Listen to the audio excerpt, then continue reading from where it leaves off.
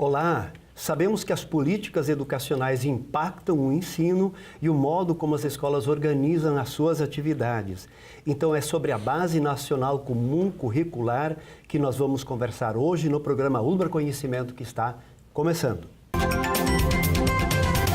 Eu quero dar as boas-vindas às nossas convidadas.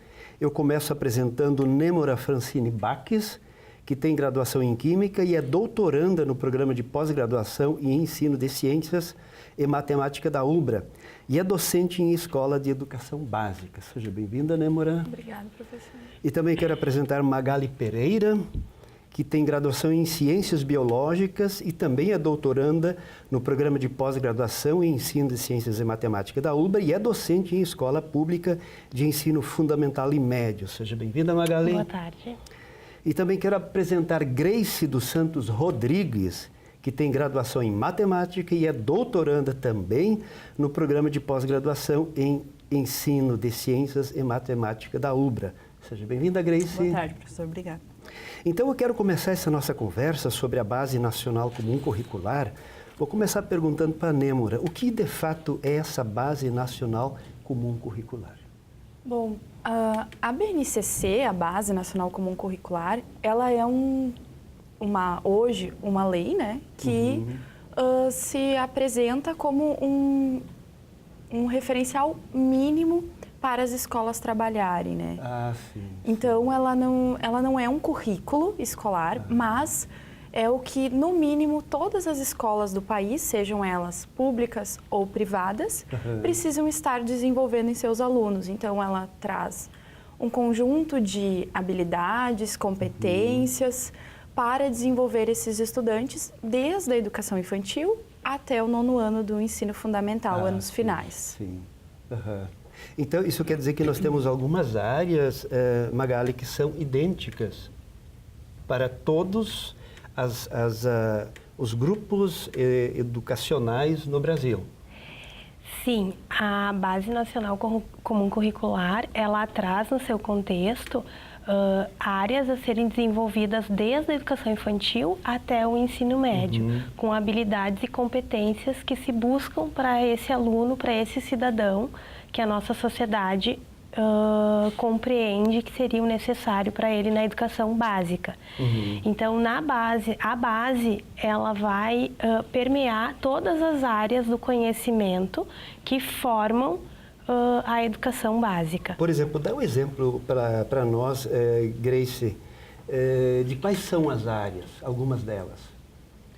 É só complementando o que a Nêmora falou, Sim. A base, na realidade, ela iniciou desde a Constituição de 1988. Ela não começou agora. Perfeito, ela é algo antigo já. Depois veio pela LDB de 2013, e aí agora, em 2014, que iniciou, então, a discussão sobre a BNCC, né? Só que a base, na realidade, seriam 60% dos conteúdos a serem aplicados nas escolas, sendo que o 40% do restante ficaria a critério de cada sistema educacional. Então, a base, na realidade, eles colocaram no documento que seria os 60% de conteúdos, e não o todo, que seria os 40%, né? Sim, mas quais são as principais áreas que a base contempla? Por exemplo, ela traz todas as áreas do conhecimento, né? Ciências da natureza, matemática, as linguagens, as ciências humanas, né? Então, são as principais áreas. Educação infantil são campos do conhecimento, né? Que ali a abordagem é um pouco diferente de se trabalhar. Sim. Porque, né, se nós pensarmos, a educação infantil não ensina conteúdos, claro, né? Sim. Ensina vivências, experiências para as crianças, né? Sim. E nas outras demais, então, contempla todas as áreas, né?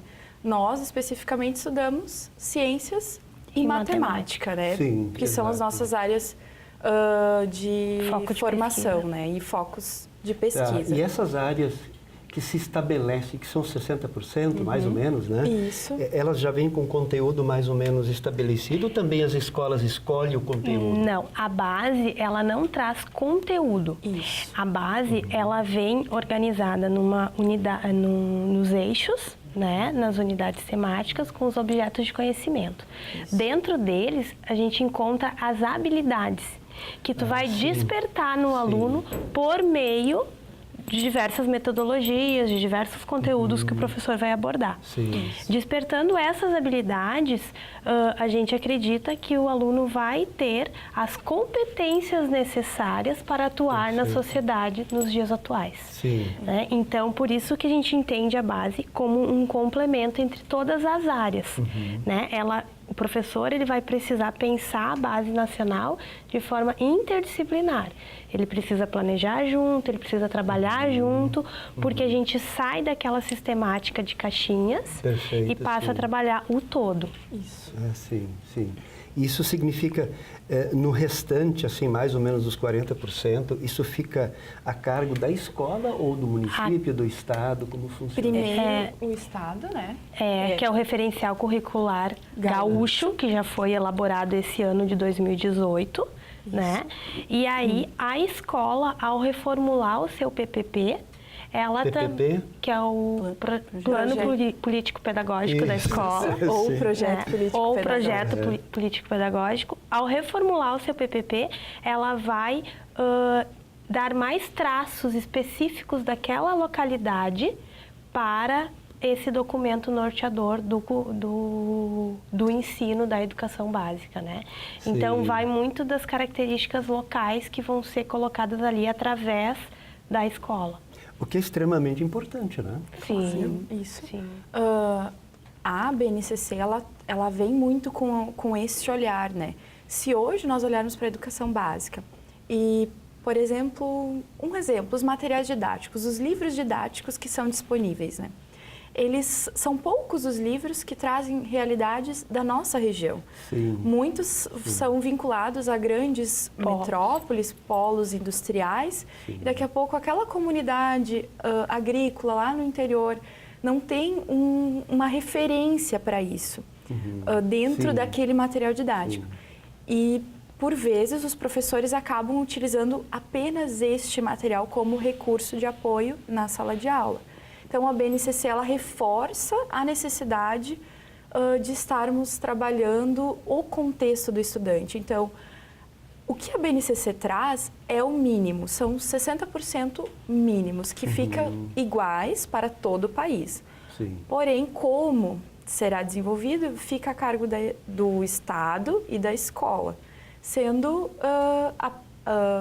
a necessidade de apropriação, então, das particularidades locais, né? Perfeito, o que é extremamente importante para o aluno se sentir pertencente para a escola. Né? Isso. Se conseguir enxergar. Vocês já, de certo modo, responderam, mas, enfim, comparando esse modelo que nós temos agora com a base nacional comum curricular, vocês entendem que tem um avanço nisso, Grace? Bom, eu posso falar da pesquisa que eu realizei no meu mestrado, onde eu entrevistei 51 professores e eu perguntei a eles a opinião, a concepção que eles tinham a respeito da base. O que os professores me disseram é não ter conhecimento sobre a Base Nacional Comum Curricular. A partir agora, então, de... Os professores que estão atuando nesse momento. Foi da pesquisa que eu fiz, né? Eles acham muito bom ter uma Base Nacional Comum Curricular, mas o conhecimento deles não era tão bom a respeito do assunto. Apesar de que a base, quando iniciaram as discussões em 2014, foi feito pelo MEC um site onde os professores eles teriam acesso para fazerem pareceres descritivos a respeito dos eixos temáticos que seriam postos na base. Só que os professores, eles encontraram dificuldades para eles compreenderem, na realidade, o que seria posto, né? O que seria feito com a Base Nacional Comum Curricular. Sim. Nos estudos, nas leituras que a gente tem e na prática de sala de aula, de certa forma, nós, no PPG-Sim, como doutorandas, né, nós acreditamos que a base, ela traz como possibilidades para o professor produzir sentido no ensino, na sala de aula, naquela velha educação que a gente tem nas escolas. Perfeito. Né? Então, a gente sai daquelas doutrinas e rotinas que a gente sente, que a gente percebe que elas não estão mais produzindo sentido, né? Sim, claro. E a gente vem despertando habilidades no nosso aluno, né? Trazendo assim, fazendo com que ele produza sentido, né?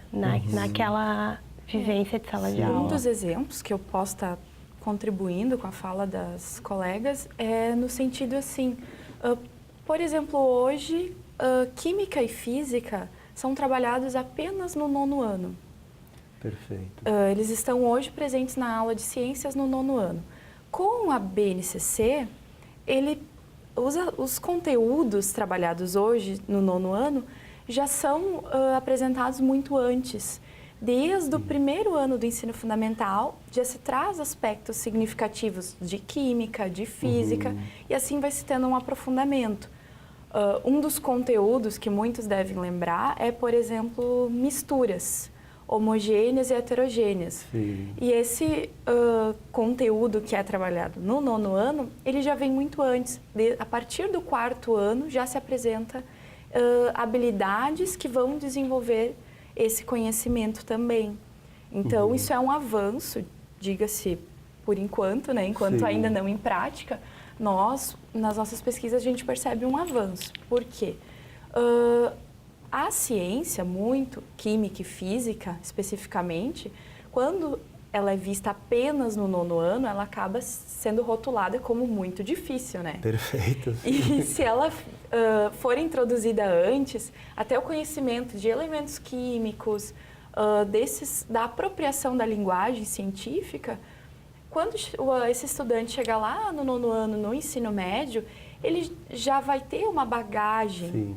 sobre o assunto e não vai ser mais algo totalmente diferente, totalmente complexo e provavelmente teremos talvez mais interessados nessas áreas para seguirem suas carreiras no futuro. Sim, até porque a criança já desde a educação infantil gosta muito de trabalhar essas misturas. Exato. Se com essa ideia, se pudesse introduzir a ideia da química e da física, seria algo simplesmente fantástico. A gente usa muito como exemplo, nós usamos muito como exemplo na formação de professores a questão do slime que a criançada está fazendo agora, Perfeito, né? sim. É um ótimo exemplo para abordar a questão das misturas da química. Né? Então, na educação infantil, já não se trabalha mais em ciências a ideia de um mágico fazendo mágica, né? Mas a questão do científico que tem por trás daquilo ali. Quando se misturam substâncias, se transformam em outra coisa, né? Então, essa abordagem que altera, muitas vezes, atividades corriqueiras que já se faz na escola. Perfeito. Mas sim. a abordagem que o professor vai fazer que vai ser o diferencial, que vai despertar novas habilidades no aluno. Uhum.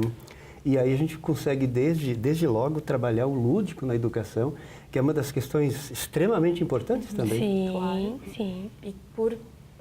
E esse lúdico ele pode ser por meio de experimentação, jogos, tecnologia. Práticas, investigação. Então, tem muita coisa que podem ser exploradas nesse contexto, né? Então, assim, em termos gerais, não só em química e física e matemática, mas em termos gerais, vocês percebem que isso é um avanço. Sim. Até o momento, até o presente Sim. momento, Isso, sim. é. Vendo a documentação como ela está estruturada, sim. A gente precisa ter algumas ressalvas quanto ao como será A implementação dela Exatamente. depois na prática, né? Esse Aí nós vamos processo. falar sobre formação de professores, mas isso a gente vai falar depois do intervalo. Então agora a gente vai para o intervalo e nós já voltamos.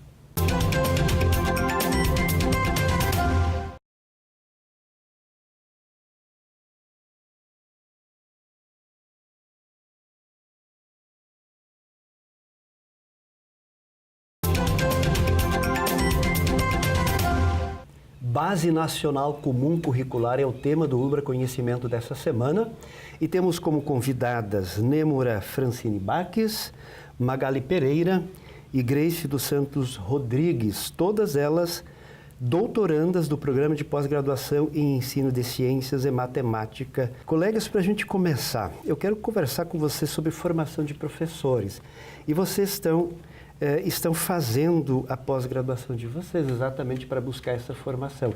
Eu queria que vocês explicassem para nós como funciona esse doutorado que vocês estão fazendo. A Grace falou do mestrado antes, que ajuda a formação de professores também para essa nova modalidade que está chegando. Isso.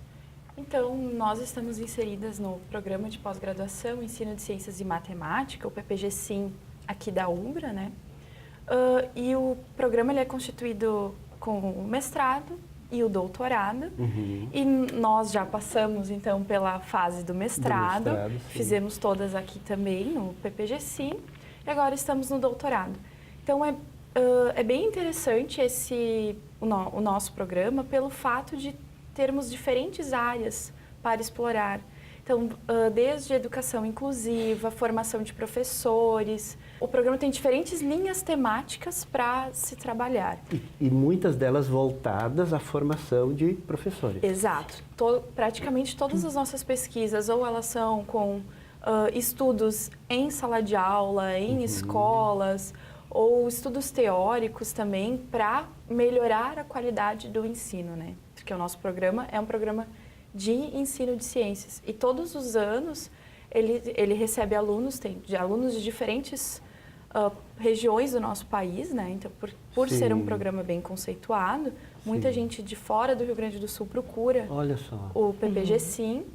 E também, normalmente no fim de novembro, início de dezembro, que acontecem as provas de seleção. Isso é interessante de observar, né? Geralmente no fim do ano, então, a prova de seleção, isso quer dizer que os interessados, a gente coloca o link aqui embaixo, os interessados podem pedir mais informações por esse endereço. Exato, né? Isso. E o nosso programa de pós-graduação, ele vem muito a contribuir com o que está acontecendo no momento nas escolas, né? Nós estamos focadas nas pesquisas com a BNCC. Por quê? Porque é a realidade, isso que está chegando na sala de aula, é isso que está na escola no momento, né? Mas, professora Nêmora, você é professora do ensino fundamental, médio, né? Conta um pouco, qual a relação da tua pesquisa com agora essa fase da educação? Eu busquei a formação continuada, né? No caso, essa formação de pós-graduação, justamente para melhorar a minha prática em sala de aula. Porque eu venho de uma realidade de um município pequeno, Sinimbu, e os alunos lá estavam muito desmotivados com as suas aulas. Por quê? Não fazia sentido. Pensando a química, a ciência, não aproximava para a realidade deles. Então, a minha pesquisa de mestrado já foi nesse viés, de aproximar para o contexto desses estudantes o ensino de química. E aí, com isso, eu percebi que fez sentido para eles, teve uma evolução, mas eu não quis ficar apenas com esse conhecimento para mim. Perfeito. Então, eu precisava buscar uma outra alternativa. E aí, hoje, a minha pesquisa de doutorado é com a formação continuada de professores. Olha só. Para que eles também possam estar fazendo práticas, modificando a sua prática diária para o contexto do estudante. E aí, ali, eu já introduzi os aspectos que a BNCC vem trazendo de novo para o ensino básico. Legal. E, Magali, fala um pouco da sua pesquisa. Bom, eu também, como as colegas, né, fiz meu mestrado no PPG-Sim. É um programa muito amplo, como a Nêmora falou, tem diversas relações com universidades no exterior também. E ele é um programa que abrange bastante licenciaturas, né? Olha, bem voltado à educação, né? Então, nós temos colegas da pedagogia, nós temos colegas da física, da química, da biologia, da matemática, né? Ele é muito amplo e ele aceita uma gama de pesquisas, né, bem diversificada, pensando sempre no quanto e no como melhorar a educação. Grace, você já falou do mestrado, e aí o teu doutorado, qual é a tua pesquisa? Agora no doutorado eu continuo então no viés da BNCC, porém o que nós vamos abordar agora são os conhecimentos poderosos matemáticos focado na BNCC. E nós vamos ver quais são os conhecimentos poderosos então que os professores consideram ser poderosos que eles aplicam em suas aulas. Ou seja, poderosos, os mais relevantes? Os mais relevantes, isso, que são aplicados em sala de aula na disciplina de matemática. Eu percebo, pelo que vocês estão colocando, que vai ter uma grande mudança também no papel do professor em sala de aula. Sim, sim.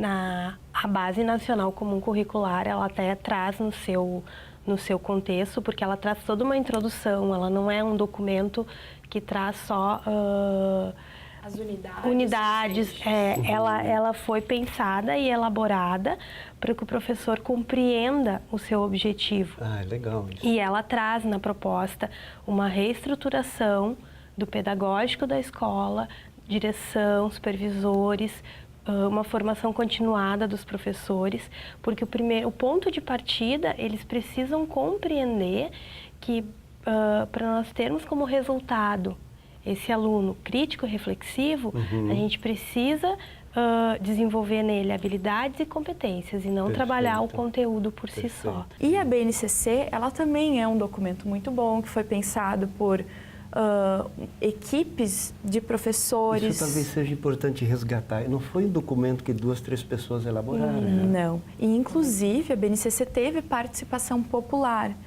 Teve, desde o ano de 2014, a BNCC hoje é a 3ª versão. A aprovada hoje é a 3ª versão. A primeira versão foi enviada às escolas para que os professores pudessem fazer uma análise. E o site da BNCC estava disponível para se fazer as considerações. E a partir dessas considerações se teve uma nova reformulação. Então, além desses professores pesquisadores que fizeram toda essa estrutura, pôde-se ter a participação popular. Então, popular, digamos, dos professores das escolas, a comunidade escolar para essa implementação. Pois é, eu não sei se vocês concordam, né? Eu também sou professor, mas no ensino superior, e eu vejo muitas vezes que, para nós, o grande desafio é a modalidade à distância. E nós percebemos que o grande desafio, eu acho que para todos os professores, ok, a infraestrutura é um problema, mas a cabeça do professor. O professor precisa se reinventar, se adequar diante dessa nova realidade. A implementação no recurso humano, que seriam os docentes, ela deve ser muito bem pensada e muito bem aplicada, para que o professor se abra para esse processo. Perfeito. Porque se ele não fizer, se ele não se abrir, se ele não tiver disponibilidade para promover essa mudança junto com a BNCC, junto com a comunidade escolar, infelizmente a gente não vai alcançar os objetivos propostos que foram aqui pensados nesse documento. E, mais uma vez, a gente discute na base também a questão do uso dos recursos tecnológicos, né? Claro. Que eles existem, muitas escolas têm, acabam não sendo usados, que eu encontrei muito isso na minha pesquisa de mestrado, laboratórios equipados, que o governo manda para as escolas, mas o professor não se apropria daquele material.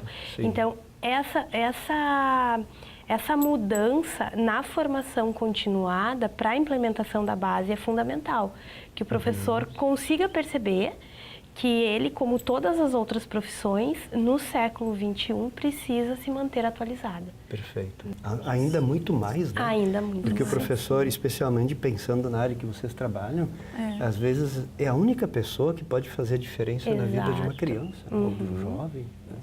Nós, na sala de aula, talvez somos aquele que consegue articular aquele conhecimento que ele tem na palma da mão no celular, né? Aquela informação. Perfeito, sim, e dizer, olha, vamos verificar se isso realmente é verídico, quais são as fontes em eras de fake news, né? Pensando assim. Sim. E aí a gente traz isso para a nossa sala de aula.